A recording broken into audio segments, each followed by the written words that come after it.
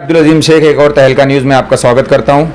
आज हम मौजूद हैं हमारे एक पत्रकार कलीग्स के साथ, जिनके साथ एक हादसा हुआ है, एक घटना घटी है जिसका आपको अवगत कराना काफ़ी ज़रूरी है कि इन्होंने लॉकडाउन के फर्स्ट डे से लेके लास्ट तक और मुसलसल हमारे शहर की हो रही हर तरह की परेशानी और दुश्वारियों का तज़किरा अपने चैनल पे, जो कि इनका मुंबई टीवी करके चैनल है, अफजल शेख इनका नाम है, इन्होंने बराबर तज़किरा किया है और लोगों को उजागर किया है, एक अवेयरनेस लाने का काम किया है। आज उनके साथ एक हादसा हुआ कि उन्हें फ़ोन पे एक कॉल आया जो कि इंटरनेशनल नंबर से कॉल था और उनको धमकियां दी गई है, और किस तरह की धमकी है, क्या उनके साथ मामला पेश आया, हम उनसे खुद जानना चाहेंगे। अब्दुल शेख, आपका एक और तहलका न्यूज़ में बहुत बहुत स्वागत है। हाँ, आपसे जानना चाहेंगे कि जिस बारे में आपने हमसे तज़किरा किया था फ़ोन के ऊपर कि आपको कुछ धमकी मिली है फ़ोन के ऊपर, जिसके खिलाफ आपने जाके सीपी ऑफिस में कंप्लेंट भी किया है, डीसीपी ऑफिस में भी, तो क्या मामला क्या आपके साथ पेश आया? अस्सलाम वालेकुम, नमस्कार। और सबसे पहले मैं बताना चाहूँगा, जो इलीगल बांध काम है इस लॉकडाउन के पीरियड में रुका हुआ था, लेकिन जब लॉकडाउन खुला तो धड़ल्ले से इसका काम जो है चलते जा रहा था। तो इसी को देखते हुए मैंने दीवा में, जब मैं दीवा गया तो वहाँ मुझे बहुत सारी अवैध निर्माण दिखी, तो उसको लेकर मैंने खबर चलाया। फिर उसके कुछ ही दिन बाद मुझे ऐसे कमेंट आने लगे कि मुमरा शहर में भी बहुत अवैध निर्माण का काम जो है चालू है। तो मैं सोचा कि अब लोग अगर डिमांड कर रहे हैं तो मुझे भी देखना चाहिए। तो मैं ये देखने के लिए निकला कि कहाँ कहाँ अवैध निर्माण का काम जो है चालू है। तो मुझे कुछ जगह ऐसी मुमरा की दिखी जहाँ पे अवैध निर्माण का काम जो था वो चालू था। तो वहाँ के मैंने वीडियोज़ और फ़ोटोज़ ली, और उस फ़ोटोज़ लेने के बाद मैंने पहले टीएमसी को सोचा कि एक कंप्लेंट दूंगा। तो उस हमारे महेश आर साहब को मैंने उनका फ़ोटो और वीडियोस भेजा, और उसके दूसरे दिन बाद वो संडे की बात थी, मंडे के सुबह ही वहाँ पर कार्रवाई हुई। और कार्रवाई करने के बाद मुझे ये मालूम पड़ा कि वो जो साइट थी जहाँ पे अवैध निर्माण चालू था, वो वहाँ के सत्ताधारी पार्टी द्वारा निर्माण की गई थी और उनके नेतृत्व में हो रहा था। तो जब मुझे ये मालूम पड़ा तो वहाँ से मुझे कॉल आया नॉर्मली कि उनकी साइड है ये वो, लेकिन उसके कुछ आधा से एक घंटे बाद मुझे एक इंटरनेशनल नंबर से कॉल आया। मुझे लगा कि वो कहीं बाहर का या कुछ काम, पर्सनली काम से विज्ञापन के लिए कॉल आएगा, लेकिन जब मैंने उठाया वो कॉल और मुझे डायरेक्टली बोला गया, तेरी विकेट गिरने वाली है, तू संभल के रहे, बहुत तू ये सब जो कार्रवाई है ये बता रहा है और जो फास्ट चल रहा है थोड़ा स्लो चल, नहीं तो तेरी विकेट जो है जल्द ही गिर जाएगी। इस तरीके से धमकी भरा कॉल आया, जिसके बाद मैंने हमारे मुमरा पुलिस स्टेशन में पहले लिखित अर्जी दी, फिर थाने डीसीपी जोन 1 उनको जाकर के लेटर दिया, एसीपी सर और हमारे सीपी साहब को दिया लेटर लिखित में।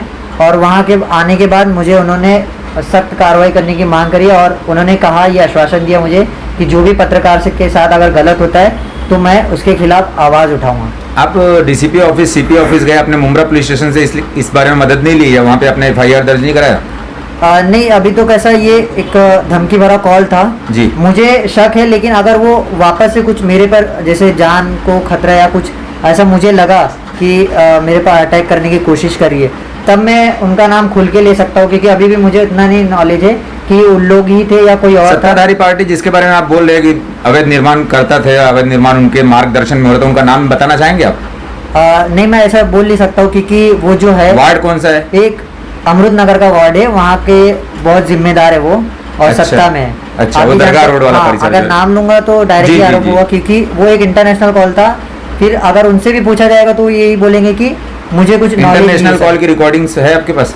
वो रिकॉर्डिंग जो थी इंटरनेशनल थी, इसलिए मैं कर नहीं पाया, मेरे पास मौजूद नहीं है। अच्छा। तो इसके चलते मैं अगर सीडीआर तो आपका रहेगा, सीडीआर बेस पे एफआईआर होता है, आपने एफआईआर करने की, हाँ, ये तो आपने एप्लीकेशन दिया है जाके सीपी ऑफिस में, आपने यहाँ पे एनसी है, एफआईआर कुछ भी नहीं किया लोकल पुलिस स्टेशन में? नहीं, अभी जान का कुछ मतलब एक मैंने अर्जी दे करके एक वो करी, अपील करी है कि जो भी अभी पत्रकारों के साथ हो रहा है, क्योंकि हाल ही में लॉकडाउन में काफ़ी सारे न्यूज़ चैनल है जिन पर बहुत सारे ऐसे खबरें चली है जो हॉस्पिटल्स का हो या टोरेंट का हो, ऐसी बहुत सारी खबरें चली है जिनसे उनकी जान को खतरा हो सकता है। यहाँ मेरे साथ एक मामला पेश आया है, और भी बहुत सारे लोग हैं जो खुल के बोल नहीं रहे, तो क्या मालूम मेरे ज़रिए से और भी लोग आएंगे सामने, लेकिन ये खाली एक अर्जी देने का ये मकसद था कि जो पत्रकारों पे हो रहा है इससे अब ये मालूम पड़ेगा कि हम अब चुपचाप नहीं रहेंगे। देखिए, अर्जी देने का एक सिस्टम होता है कि अगर आपकी लोकल पुलिस स्टेशन में सुनवाई नहीं होती है, आपकी कंप्लेन नहीं ली जाती, तो आप हायर ऑफिसर को जाके एप्लीकेशन देते हो।